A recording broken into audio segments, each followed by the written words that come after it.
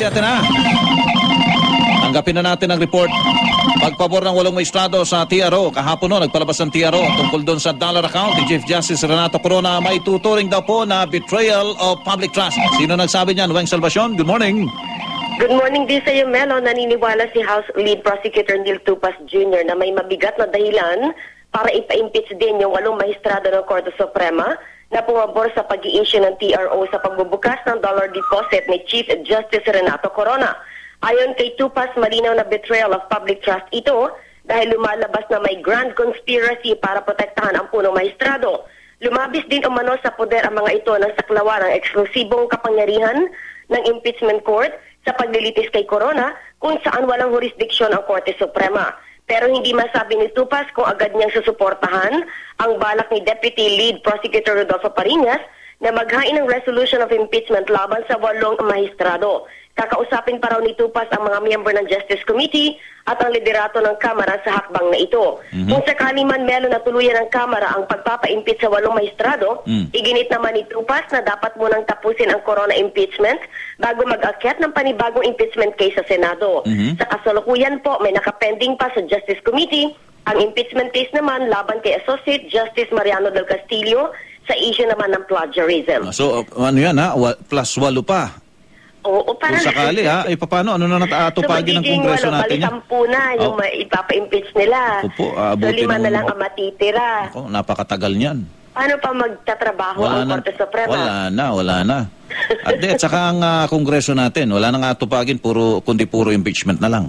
Oo, kung sa dami nun, ibig sabihin doon, isa pa lang, sa Corona impeachment pa lang, di ba nahihirapan na sa quorum? No. Paano pa yung pag umakyat yung kay Del Castillo, tapos tinuloy yung sa 8? Wala na to. Oo. parang mag-halt yung buong gobyerno natin, di ba? Pero tinanong ko rin yung mga prosecutors kahapon, lalo na yung mga spokesman, sabi ko yung move nyo na yan, kung itutuloy nyo yung move ni Pariñas, hindi mo nyo ba paparalisahin ang Korte Suprema? Kasi 5 na lang ang matitira eh. Pag nagde-decide sila, kailangan collegial body, hindi ba? Majority of the 15. Wala din quorum.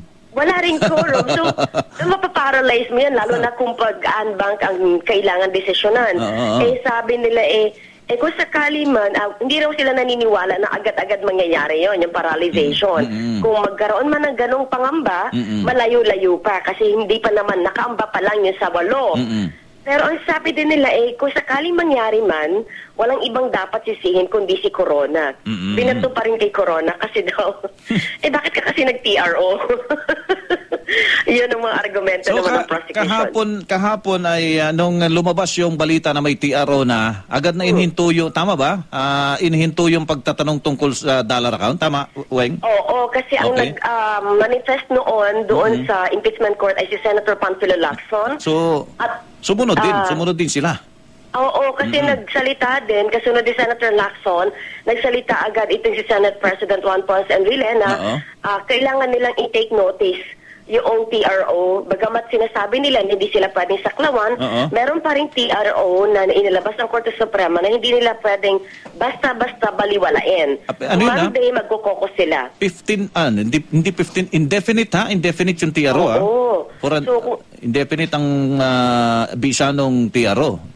Oo, normally, di ba, nilalagyan nila yan ng taning na 20 days, 60 days, pero ngayon, indefinite. So, paano ang magiging diskarte doon? Pero ang sabi naman ng prosecution, wala sila nakikitang masyadong effect, malaking dagok doon sa Article 2 dahil naipresenta na nila yun sa peso deposit. Kasi doon pa lang doon sa peso deposit, malaki na yung difference. Ay, bastante na eh. Oo, so sum and declaration.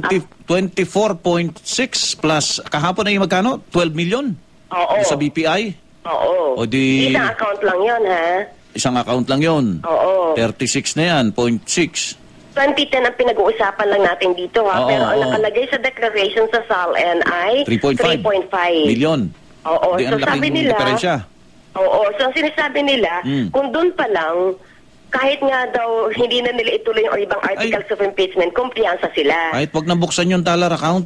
Oo, kahit hindi na yung dollar account. Kasi kung yun lang magkukos, di ba, ng crisis sa gobyerno, kung meron ka naman sapat na proof, bakit mo pa ipipilit? Oo. Pero ang isa pa sa possibility ay tumigil sila sa Article 2. kung naipresenta yung 7 other articles. Dahil kung naniniwala sila na matibay na yung mga ebidensya nila dito. Yun ang kanilang paninindigan, Melo. Pero, linawin lang natin na possibility lang yun. Basta ang kanilang posisyon ngayon ay ituloy ang presentation of 7 other articles of impeachment.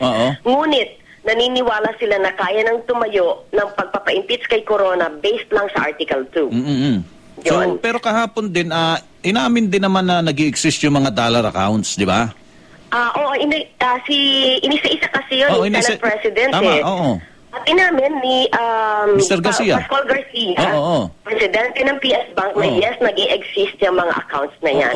Although, hindi niya pa na-testify yan na yung mga dollar accounts na binanggit ang numbers kahapon ay named as under Corona. Renato Corona.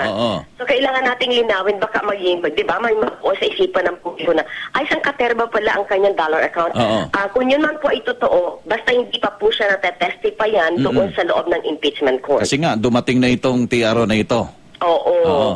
Yan, basta ang malinaw, basta dollar account, hindi ka pwedeng basta-basta magbukas nito sa publiko.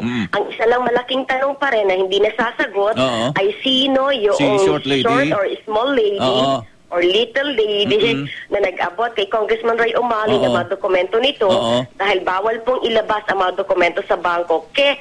Ano nga yan kay peso nga yan or dollar, Melo Tama. Nang walang court order o permiso po ng may-ari ng deposito. Ngayon, kahapon yung binabasa ni Senate President Juan Ponce Enrile, yun yung kopya nung galing kay Short Lady, tama?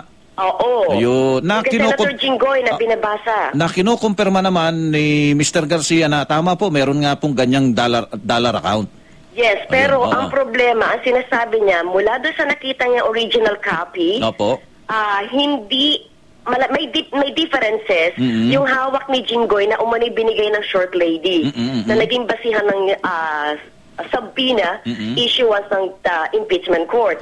So ang sinasabi niya, hindi siya facsimile or photocopy ng original na nakita niya. Pero itong desisyon ng Korte Suprema na ito ay para lang doon sa PS Bank. May isa pang nakasalang yung pagpapatigil ng impeachment trial na petisyon naman ng depensa, Weng, di ba? Tama ka. At yun ay hihintayin natin kung kailan sila maglalabas ng desisyon ng Korte Suprema. Medyo yun ang magiging mabigat ang implikasyon ko sakali, Melo. Kasi kabuuan na ng proseso ng impeachment court. At ang tanong doon ay tatalima ba ang Senado pag nagdesisyon ng Korte Suprema, di ba? Oo. Tanong din yan doon sa dollar account. Kasi sa Monday, magkukokos ang mga senator judges at doon sila magdedesisyon. Susundin ba yung TRO doon sa subpoena sa dollar account ni Chief Justice Renato Corona. At kung pipigain nila uli si Mr. Garcia ba'y mapapatuga nila na buksan itong dollar account na ito at sabihin na ito po mga nilalaman ito at ito po kay ganito, kay ganyan. Di ba? At anong gagawin ng Senado kung hindi nila mapuwersa si Mr. Garcia? Yan ba ipapakulong nila? At saka ang PS Bank meron sariling petition for TRO sa Korte Suprema din. Wala pang decision yun. So kasi kumbaga magiging shield yun ni Mr. Garcia kung sakali na maglabas nga ng TRO ang Korte Suprema para napabor naman sa PS Bank. Na pumipigil din sa impeachment court na buksan yung dollar account na binanggit nila. Yun. Yan. Okay, so hintayin natin yun. Sa next week, medyo marami-rami tayong hintay mula sa Korte Suprema. Kung ito man, ay i-unback pa nila or magde-decide sila eventually. Ang inyo pong kapuso, Rowena Salvacion, GMA Super Radio DZ. Ito ang sama-sama nating pagiging saksi sa Double B.